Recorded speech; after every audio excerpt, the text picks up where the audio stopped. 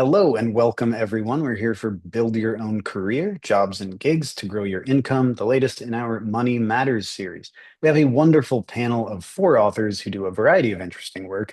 Noah Ashley Blooms, Scott Broker, and Ariana Brown are our special guests today, along with our reliable and friendly host, Erin Lowry. My name is Johnny.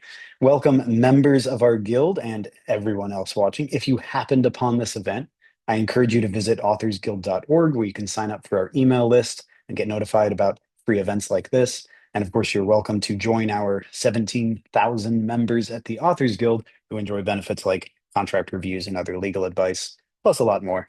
Most importantly, the bigger we are, the stronger we are in our advocacy work, wrestling with AI, free speech, and everything else going on in the world.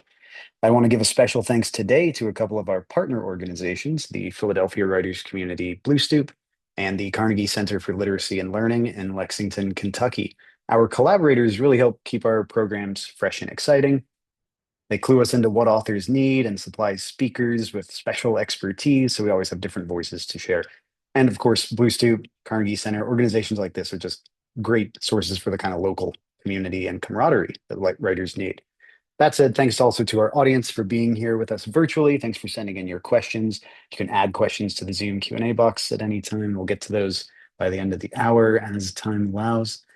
Views expressed by our panelists do not necessarily reflect the views of the Authors Guild, but we will nonetheless fight for their right to express themselves. Our guests now, Noah Ashley Blooms is the author of two critically acclaimed novels, Where I Can't Follow and Every Bone a Prayer. Their fiction and nonfiction have appeared widely. They received an MFA as a John and Renee Grisham Fellow at the University of Mississippi. They're a graduate of Clarion Writers Workshop as well.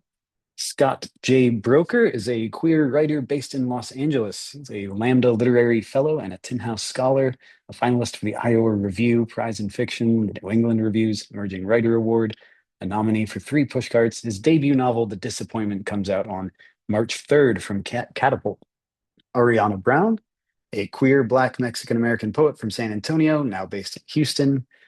She's the author of the poetry collections We Are Ode and Sana Sana. She's a National Collegiate Poetry Slam champ, winner of 2 Academy of American Poets Prizes. There's so much going on. Besides her BA and MFA, she holds an MS in Library and Information Science from the University of North Texas. Go Eagles. She currently develops ethnic studies and ELA curriculum for schools and colleges. Ariana, thank you for being here. Erin Lowry, our host, author of the Broke Millennial series of personal finance books. She's appeared widely in print and online. Erin Lowry, I'll go ahead and turn it over to you now. Thank you so much. Thanks, Johnny. And hi, everyone. Welcome back to the Money Matters series. We're going to explore as authors how we can really expand beyond writing, being our sole means of earning a living, and how we can use our expertise to create other opportunities for ourselves. So, you just heard all of the bios. They're incredible. I am joined by 3 brilliant panelists, Noah Ashley Blooms, Scott Broker, and Ariana Brown, who have all figured out ways to diversify their incomes. As a reminder, we will start with your pre-submitted questions, but please feel free to add your own into the Q&A box at the bottom of your screen during today's webinar. Or if there's an answer from one of the panelists and you want something clarified, please feel free to drop that in as well. We will have some time for open Q&A at the end of today's webinar.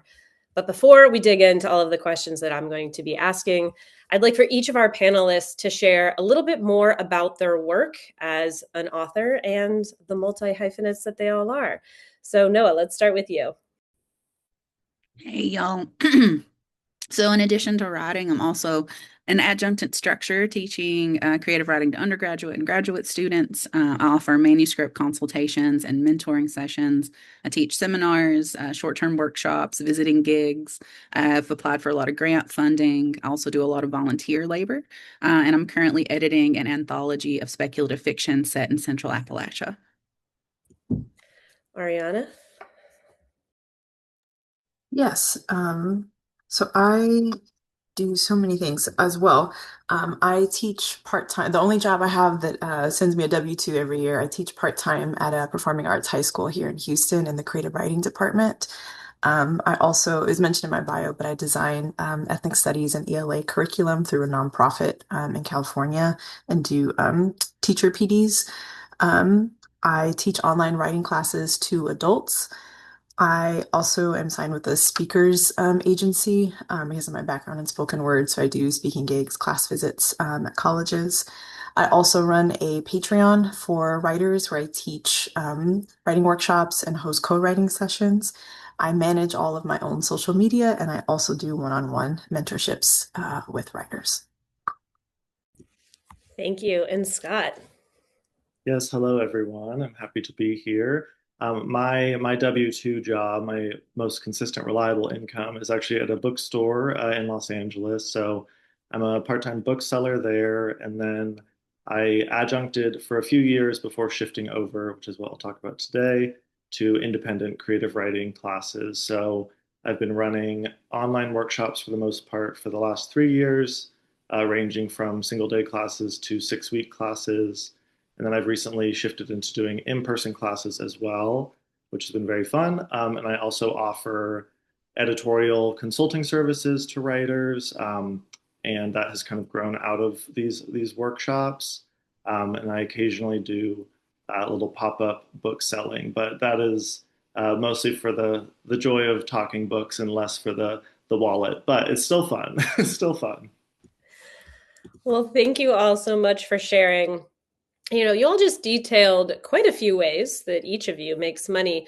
What do you view as the most overlooked possible source of income for authors? Ariana? Actually, honestly, my thought in response to this question is non-writing related work, to have some type of steady job, whether it's in person or virtual, where you can have a reliable source of income. I didn't start freelance. I have a single member LLC that all of my other work besides my in-person teaching is sort of folded under. But for many years, I was just an independent contractor, right? Just sort of going from gig to gig to gig. Now I have two sort of reliable sources of income, which are the nonprofit I work with and the high school that I teach at. Everything else is fluctuates from month to month, and I wouldn't be able to do the kind of work that I'm really interested in, that does fluctuate if I didn't have a steady income so that I knew that I could pay my bills each month. So I think honestly, I think sometimes authors are overthinking it. I think it honestly, I would recommend, especially folks who are starting out or wanting to improve their business acumen, to not overlook the easiest, the path of least resistance. Find a part-time job, find a job where you can work remotely or something that gives you a little bit of flexibility, and then build all your other things around it. That's what I would say. I once heard it framed as the idea of being your own patron, and to reframe doing work in a more traditional way as you're starting out and building. And I was like, that's such a good reframe for when people may be resistant to what I perceive as excellent advice as your resident money nerd. Noah, what about you?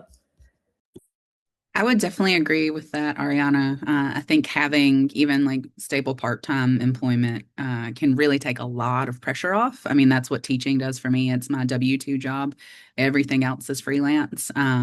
I've also like only recently started applying for grant funding. It was something that I think in my mind was a lot more complicated than it's turned out to be. So I applied for and received a grant from South Arts in 2024 for $5,000. And then this year, another $5,000 from the Kentucky Foundation for Women. And I've also applied for a couple other grants already this year. The current funding I'm getting will allow me to attend the international conference for the Fantastic in the Arts next month, and also to take the summer off from teaching so that I can recover from top surgery and work on my current novel. So I've started to see grant funding as a way to not just accomplish specific projects or help kind of bolster them, but also as a way to offset income so I can take more time away for my writing. And that's been really helpful. I felt it in my bones as soon as you mentioned grants, and the question came in right away. Where do you find them? I'm going to let you go ahead and answer that, Noah. I've started with a lot of sort of specific, like either regionally or state specific grants. So, like, I'm from southeastern Kentucky, so most states have at least some type of artistic organization or council that offers state-based grants. So that's what the Kentucky Foundation for Women is. And also another of the grants that I applied for was through the Kentucky Arts Council. And then I also have looked for like identity-based grants. So, like, I applied for to the Barbara Deming Fund, which is for like women, non-binary, and marginalized genders. South Arts is obviously an organization that represents the South. So I've started in those places where I feel like I already have a connection, because that it limits the window a little bit. I love a guardrail. I love a thing that gives me a limitation, because often what will prevent you from moving forward is the overwhelm. It is the fact that there is so much out there that can feel difficult to access. So I tend to kind of start from myself and kind of move in a small circles outward. And I've got a list of grants that I found through just various websites. I mean, people put together tons of like compilation lists. Many of them will not be relevant to you, but some of them will. And so I have a list of grants that I plan to apply for like in the future, that I have as like standby. Because I think, like, national grants, like big grants, are great too. But I also think that the smaller grants are really helpful, and they're great at building relationships and connections. And like helping to form your community. So I would recommend starting with like the smaller grants, especially if you feel like I did, a little intimidated by the process or a little out of your depth, and then kind of working your way out from there. Thank you. And Scott, to go back to the question of what do you view as the most overlooked source of possible income for authors? Yeah, I love Ariana and Noah's answers here. I think they're so smart. And so I echo a lot of those sentiments. One thing I have noticed with writers is a feeling that because you write, you therefore need to look for a writing job. And I think a lot of writing jobs actually deplete your stores of energy for your own writing. And so I think a ton of people do pull off both things, but you can liberate yourself sometimes from the feeling of like, okay, well, I'm good at putting sentences on paper, so therefore I guess I'll get a job as a technical writer. And then suddenly you find that you've exhausted yourself from looking at a screen by the end of the day. So I totally stand behind finding other ways toward approaching your work life and income. All of my jobs are related to books and writing, but they don't involve me writing. So it's a nice kind of workaround.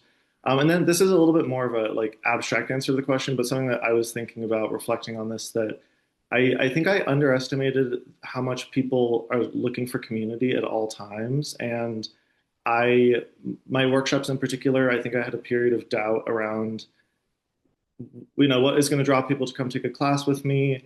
And then every time I remember, like, oh yeah, people are excited to meet like-minded individuals to talk about whatever subject it is you're talking about. And I think that you can fall back a lot on like the creation of a space for people to gather and meet strangers is huge. And it's like, I don't want to talk about it just as a money making thing, because it's also a meaning making thing. But I just think like you can really put a lot of value in simply like gathering together. You just led me quite perfectly into where do you promote your workshops and retreats for all three of you? I think that can also, much how the grant comment, I think, created an overwhelm in people about like, where do I find them? The idea of where do you go to promote the services that you offer folks? Scott, I'll just go ahead and come back to you. Where do you personally promote your work? Yes, well, I'm also excited to hear others' answers to this because I'm always looking for more ways to promote, as I'm sure Ariana and Noah, you know too.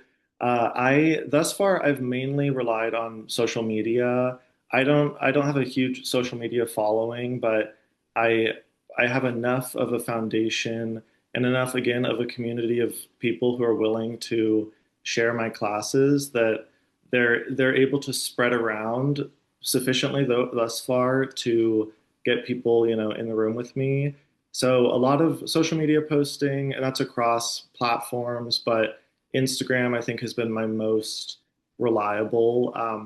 I also do the old school flyering. I will go around Los Angeles and put up flyers. To this day, I actually don't know if anyone has signed up from a class from a or signed up for a class from a flyer, but I like to believe it's a romantic vision I have of, someone stumbling upon the flyer and thinking, this is perfect for me. So I do flyer, and then recently I actually I took out a classified ad for the first time with a newsletter called Words of Mouth, which I recommend to everyone. It's an amazing newsletter that goes out to, I think, 60,000 readers. And you can take out a classified.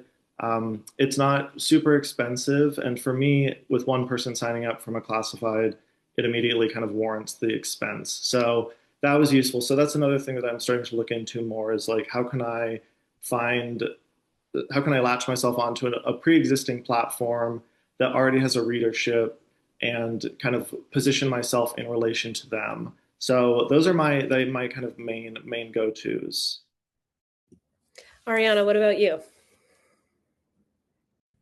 In terms of promotion, I have a monthly email newsletter that I send out to anyone who's subscribed to it, and it usually has a little note at the beginning from me about some thoughts about poetry, since that's mostly what I write, and then all of the upcoming things that I'm teaching or speaking at or I'm a part of in the upcoming month.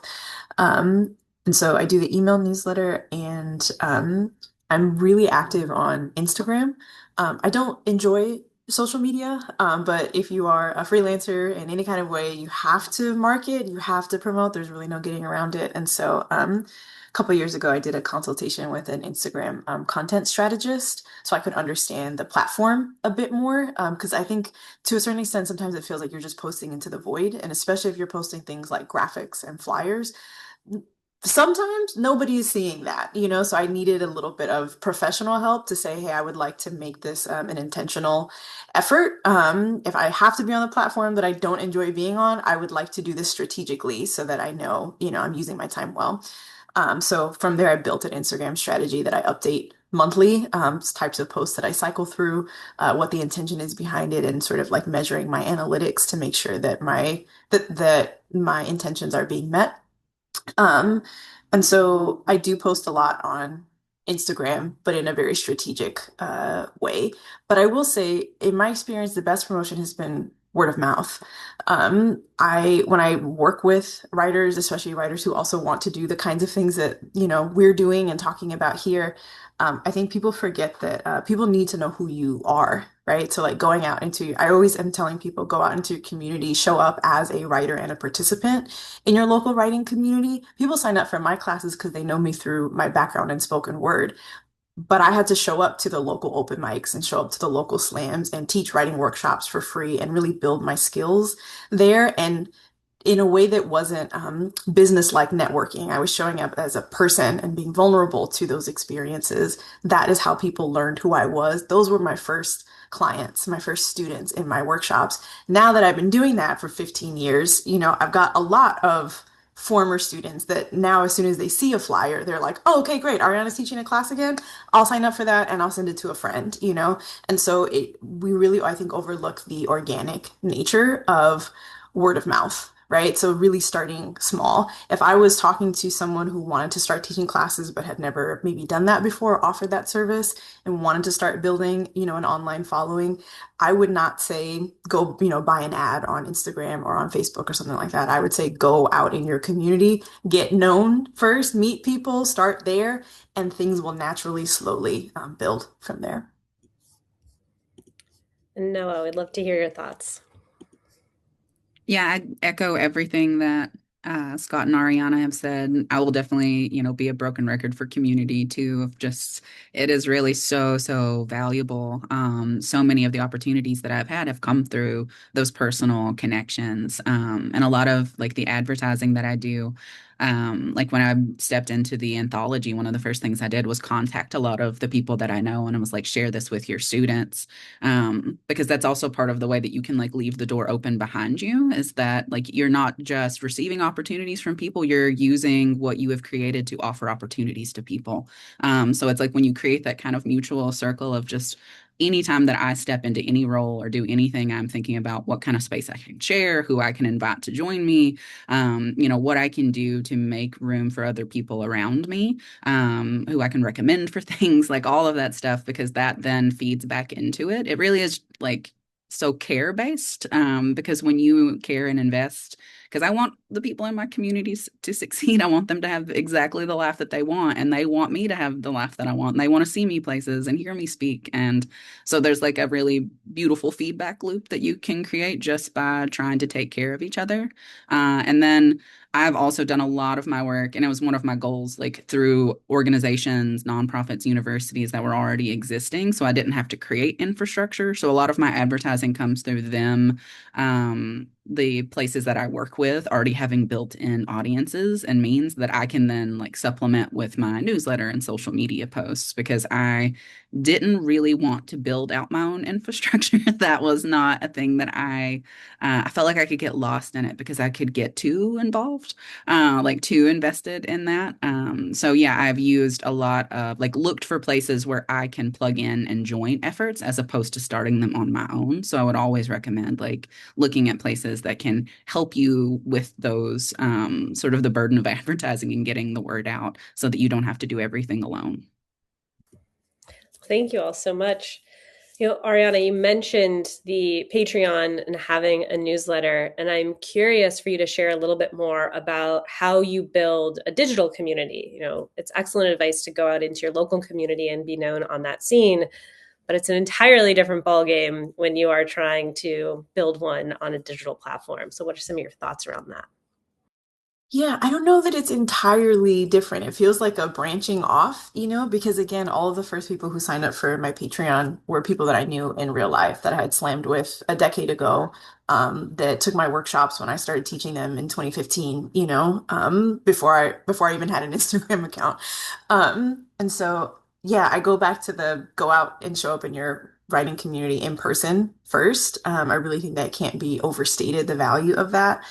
Um, and then I think when you are moving digitally and sort of marketing services on the internet, I think one of the most important things is making sure that you're easy to find and that it is really super clear what you offer, how much it costs, and what people are getting out of it. So if I think the link to my website will be shared with all the participants, but I've really spent a lot of time learning how to write copy for every single class that I teach. The page is long, all right? Like it's got a little TLDR at the beginning with all the important quick information. It's got I also feel like my teaching philosophy is a bit different from, because I have a background in ethnic studies.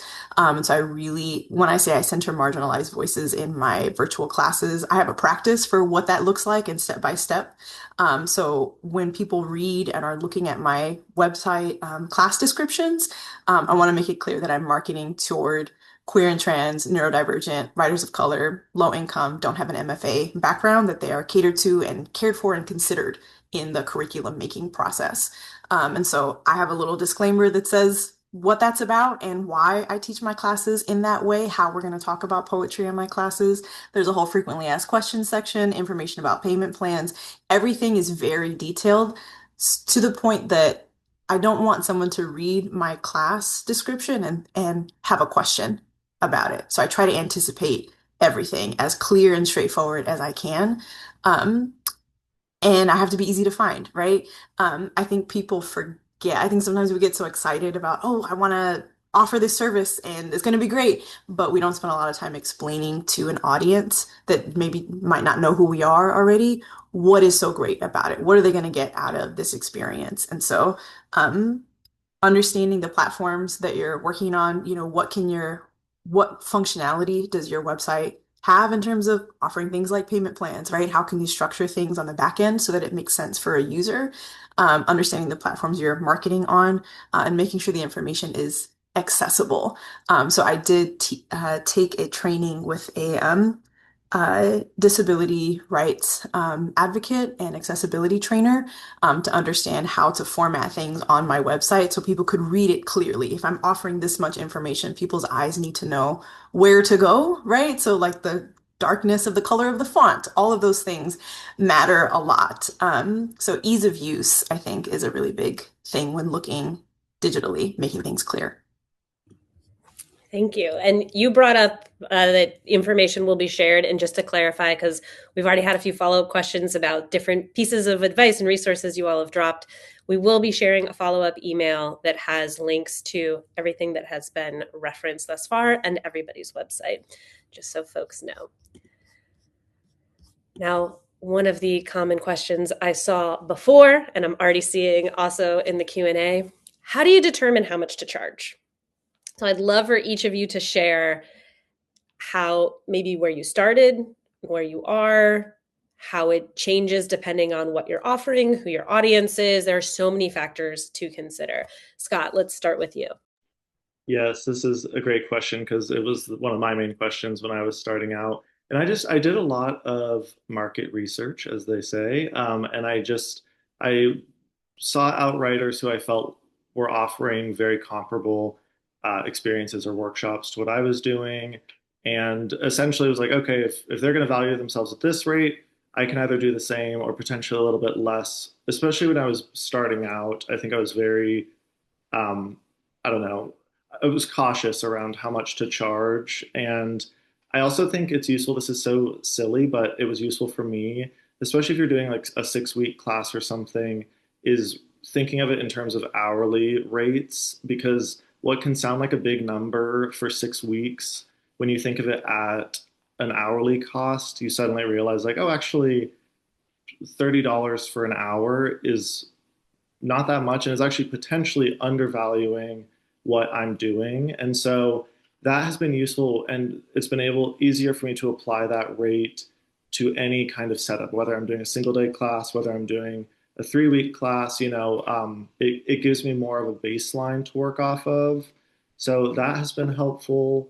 I do sliding scale oftentimes, because I also value the class being accessible, and trying to balance out accessibility and also your own income, and that you're doing what you're doing to make money. And also I think Ariana, you said this very well, of trying to create spaces where writers, particularly writers who feel like they have been, for any reason, left out or neglected from the literary community, feel like, oh, this is a space I can enter into comfortably, both at a financial level, but also just at a comfort level. So I do sliding scale, and I think that that is a nice way to open it up to more participants. And I don't mind sharing my rates. For like a 6 week class, which is 6 Saturdays for 2 hour meetings, it's a total of like 375. I sometimes do 375 to 400 sliding scale. And then my single day classes are $60 to $75 sliding scale, and that's for 2.5 hour classes. So yes, if you want to use my numbers, by all means. And if you think I need to up or down my numbers, you can contact me through my website form. But yeah, those are my initial thoughts on charging. Definitely the market research was the most important thing for me. Noah, how about you? I definitely echo all of that, like looking, and I think I specifically looked at like organizations in my area because I knew that a lot of the people I would be working with were going to be, even if they found me like digitally over Zoom, like if we did meetings virtually, they would be local. And that's important, like being in Kentucky and thinking about like economically what is fair here is going to be very different from Los Angeles or Chicago. It's like it's just going to look different. I looked at some of the organizations that I work with, especially ones that are really dedicated to accessibility for the community and try to match that. That's also where having a steady part-time job helps, because I don't expect some of my offerings to be the thing that gives me stability, because being values driven in the way that I teach and the way that I engage in community is really important. And that can be like a real pressure point of like, how do you do what you know in your heart you want to do in the world, and that feels right, and that makes as much room for as many people as possible and pay your electric bill. So capitalism makes that very difficult. So having the part-time job and more steady income makes it easier for me to do have offerings in a way that that feels right for me. So all of those kind of combined help me kind of come up with different numbers. I have also started just recently because of time and energy. So I do manuscript consultations, but I also do like short story and just consultations of any kind. So people will send me their work. I will read it, offer detailed feedback, like a developmental edit. And I recently started using like a flat rate for that of like, I think if it's under, I'm trying to remember, I have it written down, but if it's under a certain word count, it's just like a flat $250 fee. And that was just because the time to energy to income, like the numbers for smaller pieces ended up being harder in some ways to actually do. And because they also take a big amount of energy. So that was another thing, was using like a flat rate for certain services when as opposed to doing it by hour, because by hour also didn't make sense. So there's a lot of math that I don't enjoy doing. But yeah, so using flat rates for some things is helpful. And yeah, doing the market research and having stability elsewhere so that I can be more generous in offering up access. Thank you. And Ariana, how do you decide how much to charge? Yeah, I loved a lot of what Scott and Noah just offered. I think everything both of you said was very valuable. For me, I've been teaching writing classes online since 2015 and have increased a lot since 2020. So I probably teach 5 or 6 a year independently. That's not including the ones I teach with literary orgs like Blue Stoop. I'm teaching a class with Blue Stoop next month. I actually usually start in terms of figuring out how much I want to charge for something. I am very detailed on my accounting process. And so I'm tracking quarterly how much I'm making, how much I need to make. Um, and so I usually start with a number that's what do I need to make from this time to this time, um, financially, right? And then I'll work backwards from there. So often I have so many class ideas of things that I would love to teach that I probably never will teach because it won't make sense financially to teach a class that's that intense, you know? Maybe one day I'll get hired to teach at an MFA program, then I can teach the semester long thing I've been dreaming of. But for now, we're trying to market to the masses. And so usually I'll start with that number of, okay, how much money do I want or need to make from this one class that I am anticipating teaching from this time to this time? And then from there, I'll say, okay, if I know I want to make this amount of money, how will I need to structure the class so that this class will be appealing to the number of people I will need to sign up so I can make that amount, right? So I would love to teach a semester long class on how to write a poetry manuscript where we study in depth like 6 or 7 poetry books. But that would be an expensive class because of the amount of labor, and then people would have to buy 6 to 7 poetry books, right? So that would be really expensive, and not that many people would probably sign up because it's such a long time commitment and financial commitment. So instead, I do a lot of beginner friendly and intermediate sort of things for writers. So for example, I'm teaching a spoken word for beginners class later this year, probably in the summer. That will probably be priced a little bit lower because it's trying to attract more people. And then I'll figure out the structure from there, right? That's something I could probably teach 4 to 6 week class. We won't be doing any critiques. It's just generative writing. Because I come from a spoken word and slam background, I really value the sharing of work in person. That feels really animating and exciting and community building. So those are the kind of classes I tend to teach because I can offer it at a price point that is reasonable for most people. I will say I do offer sliding scale for some of my classes. I don't do scholarships because it is so much extra logistical work to navigate, all the back and forth, all the paperwork. And I used to charge a rate that I thought was really, really affordable for my classes. You know, I live in Texas. Our cost of living is a lot lower here than it is in most other places in the country. But something I have noticed is as a Black woman from the South who is also queer, I've had to raise my prices so that the people who sign up for my classes actually show up and are respectful towards me. A lot of people feel like if they can get a class for free or a class for cheap, that they can talk to you any kind of way, or that maybe you don't know what you're talking about. And so there is that, I think, also to consider if you are a marginalized person in any kind of way, really making sure that you're pricing things in a way that lets strangers know that this is a valuable experience they're going to want to show up, be present, respectful for. That's incredible advice. And it also really makes me think a lot about protecting our time and ourselves. And Noah, I know that you have a lot of thoughts and done some work into burnout and how to kind of protect your creative self. So I would also love to hear from you about how do we minimize the risk of burnout when we're trying to balance earning an income, working multiple jobs, and trying to find time to spend on our craft. Yeah, this has been a big question for me in the last few years. I struggled with burnout after my second novel came out. I grew up generationally poor. I'm the child of coal miners and farmers who never knew when to quit, and they passed that trait on to me. And I have to be very, very mindful of how much energy I expend. Two things that I've been learning to do include like being honest about my capacity, which is a thing that changes. It is not a thing that is just, resolute forever. So I would love to just give endlessly to all the things that I care about, but I do have a limited amount of energy and time and effort that I can actually give. So I keep an eye out for the signs that I have learned in myself are a sign that I'm starting to get worn down. So I will start to avoid going to bed, like a little bedtime revenge. I will stay up later and later. I will distract more. So I'm reaching for my phone as opposed to like, we keep books of poetry scattered all over the house.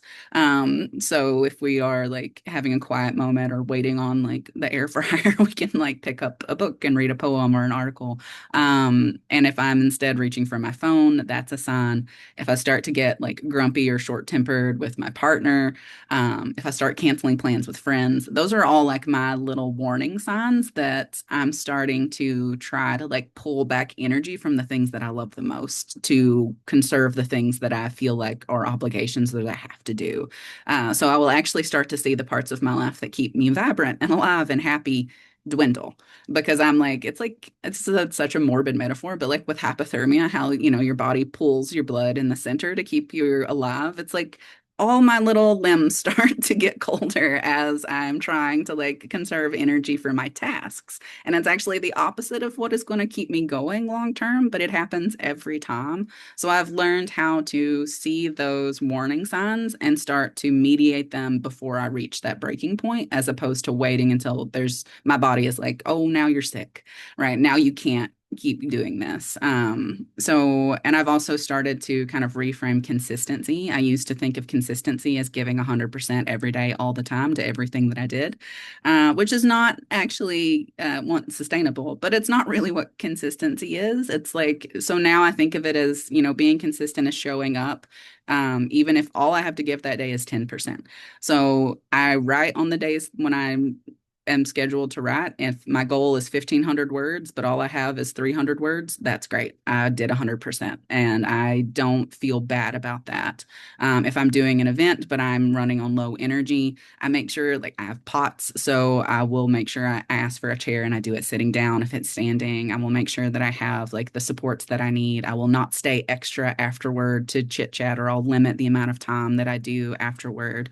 Whereas sometimes I'm able to stay for like an hour and have a bunch of conversation and all of that, but sometimes I'm just not. And so um, I ask for help a lot more often these days, which is still deeply painful for me, but I'm getting better at it. I say no more often these days, which again, deeply painful, but I'm getting better at it. So I stay consistent, but I don't expect that consistency to look the same all the time. Thank you so much for that. And I also am curious to Scott and Ariana, what do you do to create time in your days to make sure that you're putting energy towards your craft in addition to having those, in some cases, W-2 part-time jobs, being our own patrons, however you want to call it. Scott, let's start with you. Yeah, I will first want to just say, Noah, so many pearls of wisdom in what you just said. I'm just like mental note, mental note, mental note. Especially, I will be putting poetry books all around my apartment starting now. But yeah, just very appreciative of everything you said there.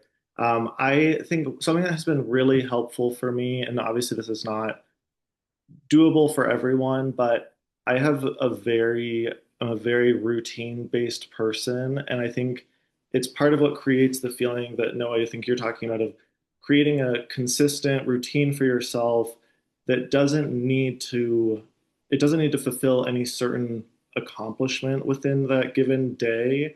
but you know what that day's primary sort of hope is.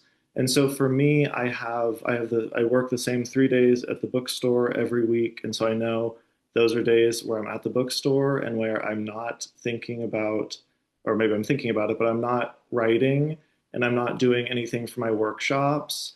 And because I know that I don't have the space for those, it actually lets them be off my plate in a way that I think sometimes you think like, oh gosh, my day job's getting in the way of everything else. But sometimes it's giving you a nice reprieve from those other things, even though if those things are things that you value more or care about more, it can sometimes be nice to not need to be so worried about those things. And so I love my day job. I love that it's book related, but it's a retail job. It's 8.5 hours being on my feet and being kind of like in my body. And so knowing those 3 days are for the bookstore, and then I have 3 days where I know that I get to focus on writing. Then I have 2 days that are focused on workshops primarily. And also to Noah's point of like knowing that all of these things adapt based off of, certain things can take up more time based off of the given moment. But I love knowing that in general, I've made space for everything, and like each thing has room, and it doesn't need to compete so much with other things because like it can rest easy knowing that I've made the time for it.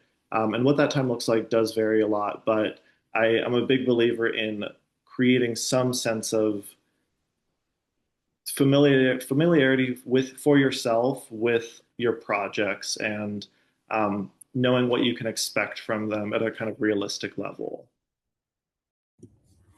Thank you, Scott. And Ariana, what about you? Yes, I echo a lot of what Noah and Scott shared as well, very much in the same boat with y'all. For me, the biggest thing for me is job stability. So having one or two main gigs, I am also generationally poor. I got a master's degree in library science because I thought I saw somewhere that librarians made $40,000 a year, and that's twice what my mom made growing up. So I thought, oh, that's a stable. I didn't know if that wasn't nothing. So I'm not a librarian now, but I think having one to two main gigs where if I'm worried about money, I'm not writing. I'm working on trying to find more work. So having one to two main gigs where I know, okay, that is stable, then I can handle the kind of the unpredictability of everything else, right? So for me, that's the biggest thing. Rest will only do so much if I don't know where the money is coming from next month. But beyond that, in terms of making time for writing, I have a daily reading practice. I'm not a morning person, so I spend some time every morning on the sofa, away from my phone, reading something, um, which is usually poetry. And then what I've tried to do is actually build in writing time in all of my jobs, all of the freelance things that I do. So in the Patreon, we have 4 co-writing sessions a month. That's so I can work on my novel. I have to be there. I lead the thing. We write for an hour and a half, 4 times a month. The same thing with all the classes that I teach. We have built in 20 to 30 minutes every time we're writing. I'm also writing during that time. And then the other work that I do, I try to make sure that it is work that inspires me in some way. So because I come from, again, spoken word and slam, which is very community oriented, for me, teaching feels very similar in terms of how we're relating to things and seeing and feeling the excitement of language and the spoken word. Um, and then my one-on-one work in terms of mentorships with writers also feels that way. It feels relational. And so when I get off a Zoom call or when I leave the classroom and I'm done teaching, I feel animated and I feel like, okay, I got it. Let me sit down and get some writing in. So trying to maintain that momentum. And Patreon was mentioned. I also saw a question in the Q&A about what is Patreon. And I just do want to clarify, it is an online platform where you can build community for that. For some people, that looks like podcasting. It can look like hosting classes. It can look like newsletters. There are a multitude of ways.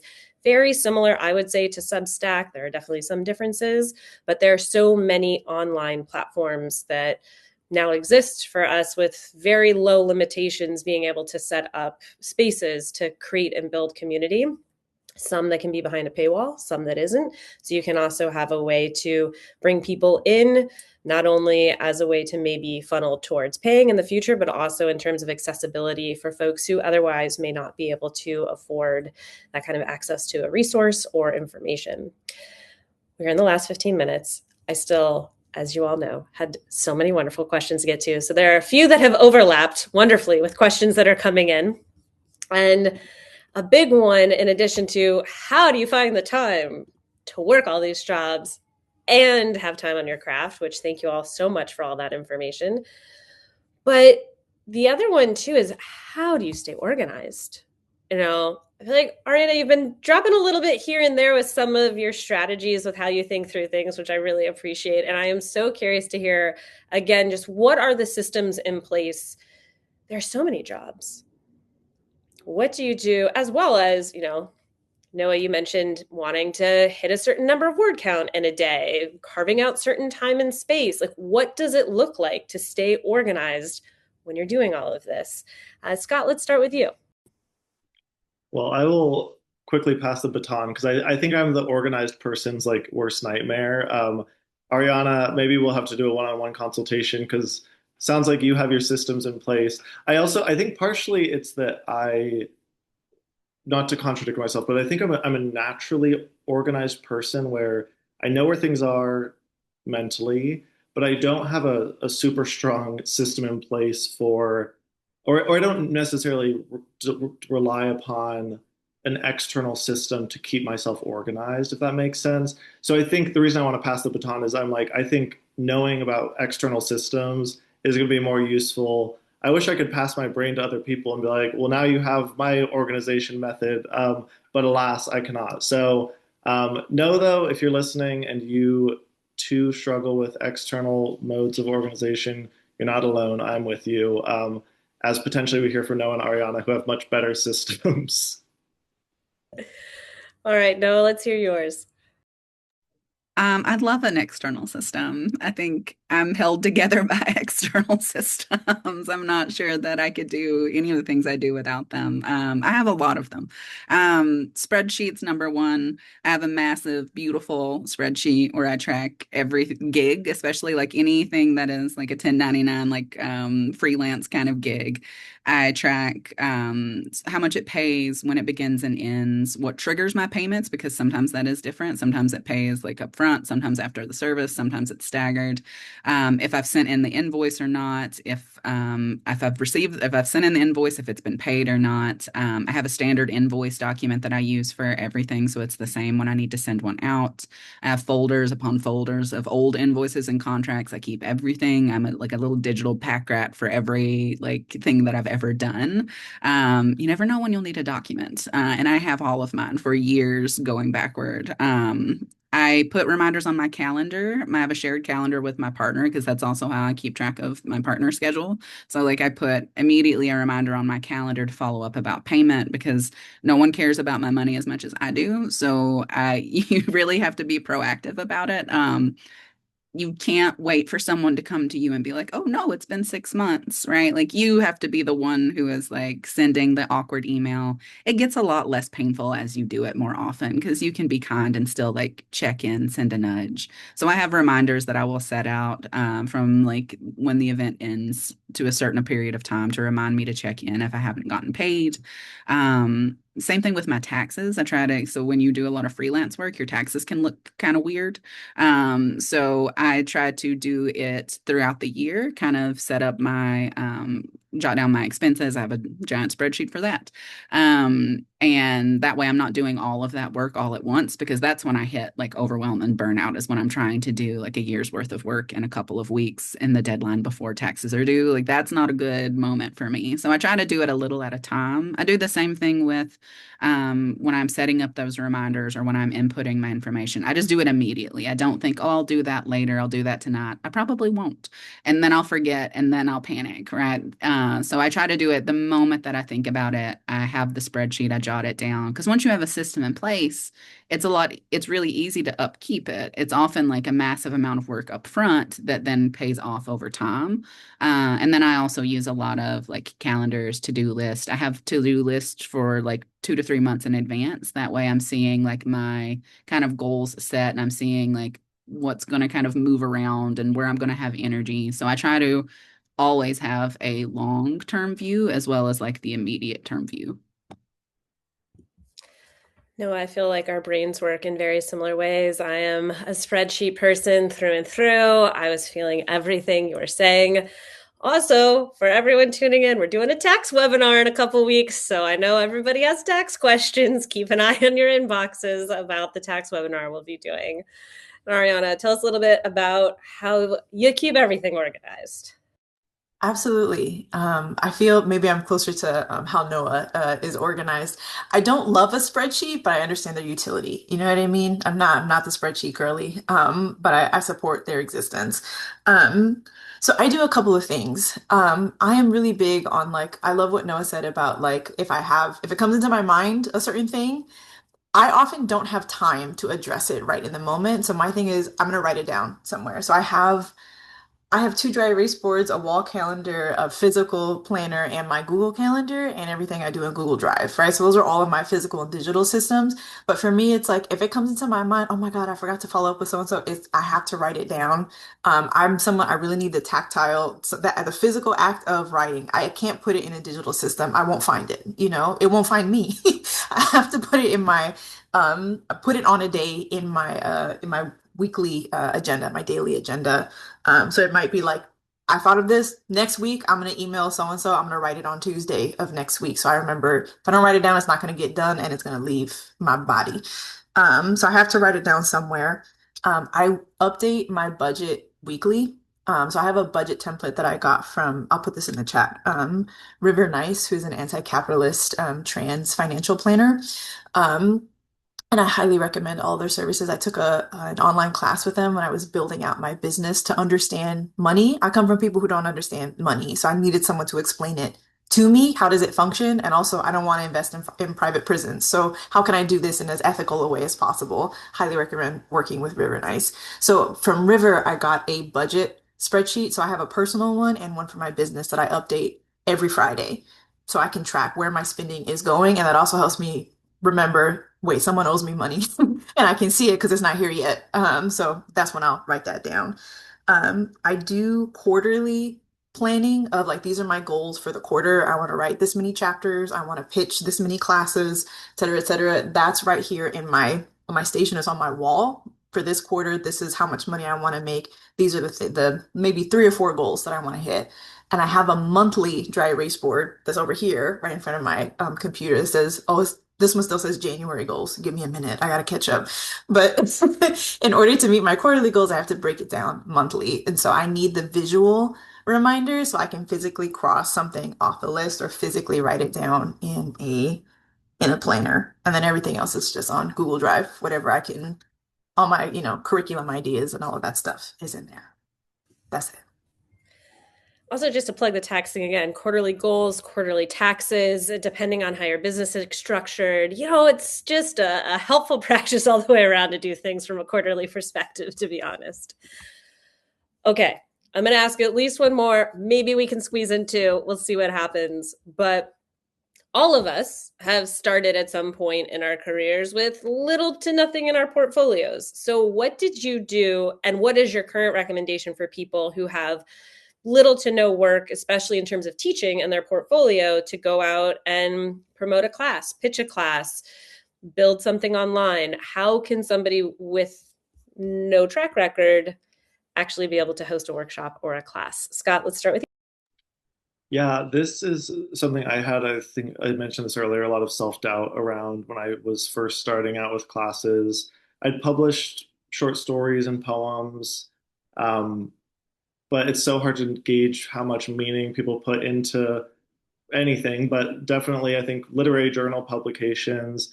And I had my master's degree, but I think that part of where my doubt came from was I was thinking of what I would look for in a workshop, for instance, at where I was in my life, and thinking like, oh, but the person I might turn to is someone who has published, you know, three novels, because I feel like I'm wanting someone who can tell me about the book process and all of that. And so then I was like, oh well, I can't give my I can't give what I want as a patron. And so therefore my initial conclusion was, well, therefore I guess I won't give anything. But that was silly, and I was thankfully pushed by someone who I met randomly at a coffee shop, speaking of community building, who she knew I was a writer, and we would just talk, books and what we were reading. And she was always saying, she's like, just do a workshop. Like I'll sign up for your workshop. And so on the faith of this single person alone saying she would do a workshop with me, I decided to go for it. And I think that what I mentioned earlier about undervaluing community and how much people value community is that like sometimes the biggest responsibility for yourself as the moderator of a group isn't about your professional, acumen or the resume you've built, but it's simply about the fact that you're the one who's taken the time to organize a space for other people and to thoughtfully curate that space and give to it what you have to give to it, because a lot of people don't have the time to do that or the desire to do that. And so I think knowing like that there's value alone in you being the one who's putting things together, and that a lot of the other aspects, I don't think people come to my classes because they read one of my short stories 5 years ago. Would be cool, but I don't think that's how it's happening. And I think that honestly, over the last 3 years, my teaching feels like the interest in it has grown because of the teaching alone and not so much because of my writing life.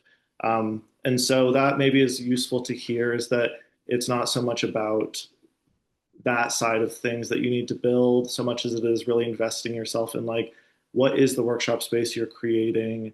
How do you make that worth it on its own, regardless of kind of what's happening for you in the book world? So those are just some thoughts there. I love that concept of like the teaching is beginning the teaching. It's not that the writing is funneling to the teaching. Ariana, how about you? Could you share the question again, Erin? Yeah, so it's when you have little to nothing in your portfolio and you're trying to figure out a way to say like, hey, I'm here, I want to teach workshops. What can you do? And kind of like, I feel like a little bit is what gives you the chutzpah to go out and say, you should hire me. Okay, thank you. Yeah, I think it's funny. I think my experience has been the opposite of Scott in this regard, but I think it's because I work in poetry, and I think in poetry, folks really want to learn from poets that they recognize or know in some way. Um, yeah, my biggest advice is like do it free, do it small, and do it in the community first. So, in my experience, I haven't been hired by literary organizations who didn't already know who I was or didn't already know that I had a CV full of panels and all kind of things, or classes that I had already taught. But the very first classes I ever taught were in my community. I taught writing workshops for free before the Youth Slam every month in San Antonio. I was teaching workshops at the public library for free, you know what I mean? And again, building my teaching skills. So I think people forget that teaching is a completely different skill set than writing. It's related to it, but I've met fantastic writers who are not the best teachers and fantastic teachers, who maybe don't write that often. But I think knowing how to be a good teacher is also knowing how to be a good performer. And you build that through practicing, right? And so I really do appreciate when people have built that pedagogical muscle. When I see, oh, you've been doing this for a while, you've taught lots of different rooms, you know how to navigate tricky stuff when it comes up in discussion, you know how to lead someone and guide someone through something that feels challenging, right? In a way that is supportive and encouraging, right? That is a unique skill, and it comes from practice. So I would say practice as much as you can. And I think this goes really to the idea of remembering that it's okay to start small. Sometimes when we feel like we want to be freelancers or entrepreneurs in some way, we have a really big, grand vision of what that looks like. But in order to build it in a way that is sustainable, often you have to start small. So I say start small, host a writing group, host a drop-in co-writing session for free, do a little teaser, and then say, once you've built those relationships, oh, I have this other thing coming up if you're interested. That's what I would suggest. Thank you. I love all of that. And Noah, close us out.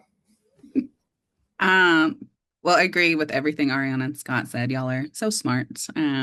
So just yes to all of that. I would also just add, like Ariana said, like the pedagogical muscle is a different muscle, and I think that's all the more reason to start in community. Is if you are building that, build it in a place that's warm and that already thinks that you're pretty cool. Like build it where you already have some affinity, because it can be tough to get used to being in front of a room and managing all of the things that you have to manage. And if you can start from a place where you feel a little more confident, like on home ground, like if when you have that home court advantage, like that can be really beneficial to continuing to build your confidence so it doesn't feel so scary the next time.